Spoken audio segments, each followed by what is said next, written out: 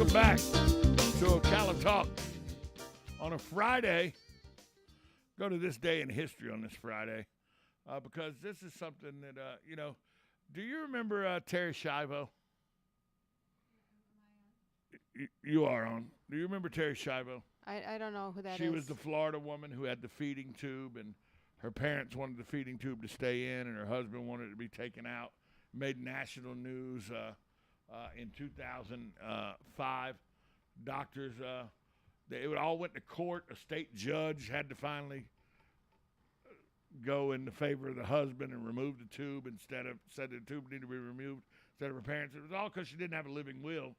And her parents said she still, she was alive in the feeding tube. She couldn't, she was in a coma, but the feeding tube was keeping her alive. And, what if she wakes up from the coma? And her husband was like, my wife wouldn't want to live this way, so take the feeding tube out. And then there was a whole discussion of who makes that decision, the husband or the parents.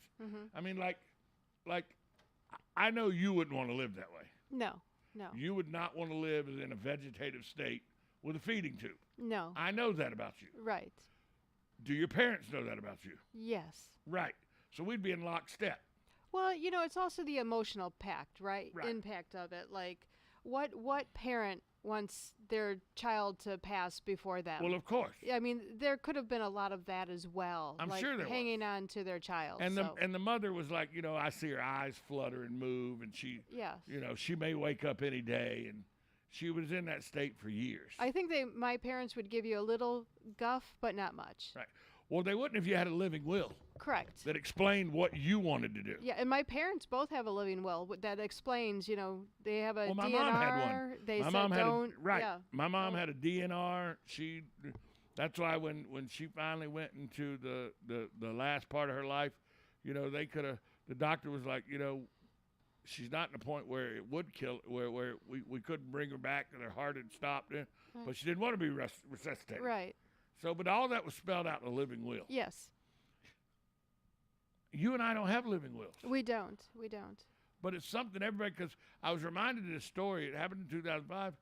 This was a really big thing that drove a chasm between a set of in-laws and a husband who, by all indications up until that point, had got along fabulously. Right. The parents just didn't want their daughter to die. Right. And they thought that she may wake up from her coma. Mm-hmm. The husband said, I know my wife wouldn't want to live this way. Right. And the parents never argued whether she'd want to live that way or not. They just argued they should make the decision. Right. Because they're her parents. Right.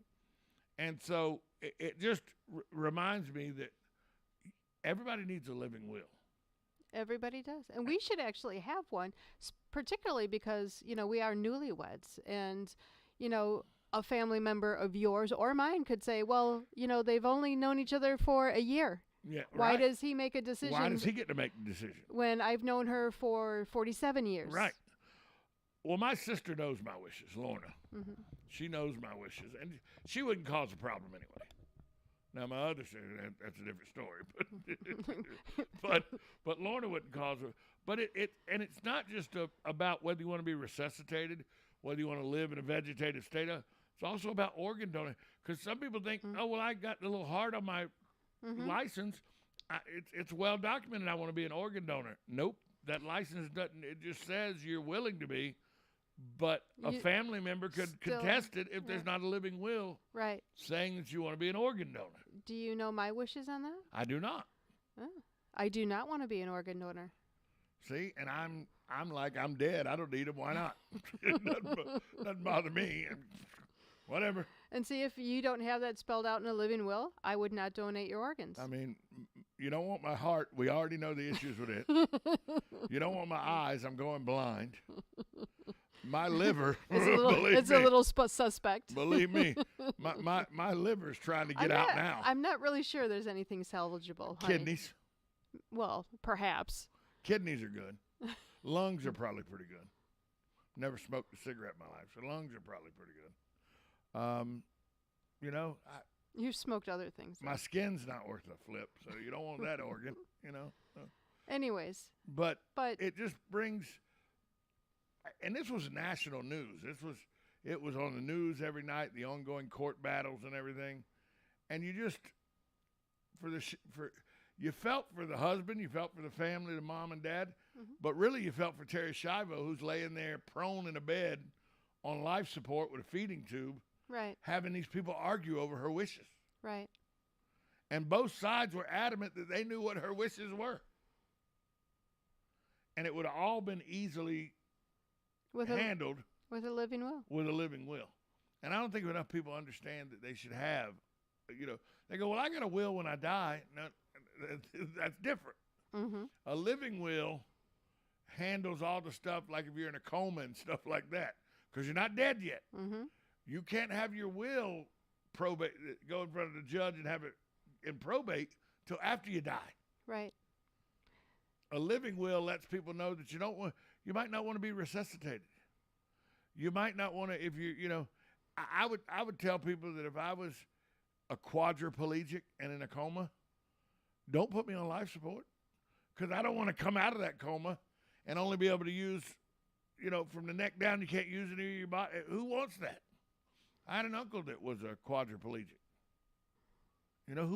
That's got to be a terrible way to live. Some people would some people are okay living that way. I would not be. But all that needs to be spelled out in a living will, and I think a lot of people don't understand how important a living will actually is. And a lot of people under the age of 40 don't have a living will because they think they're not going to die. That's very true. A lot of people think that, a lot of people don't even have life insurance to support their family in the event if they just died. Some people don't have life insurance because it's too late with all the pre-existing conditions. Nobody want to give them life insurance.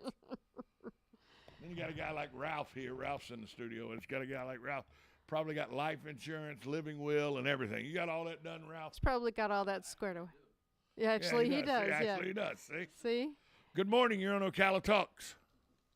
Yeah, good morning again, guys. This is Hugh. See, I'm over here in Silver Springs at the Shell station, and it's 389. All right, 389. Is that the Shell right there by the Dairy Queen? Exactly, right, yeah. So we're going in the right direction. Well, we are going in the right direction. And $3.89. now you can swing over to Dairy Queen and get a peanut butter parfait. There you go. There you go. There you go, right. Okay, have a good weekend, Thanks guys. for the information.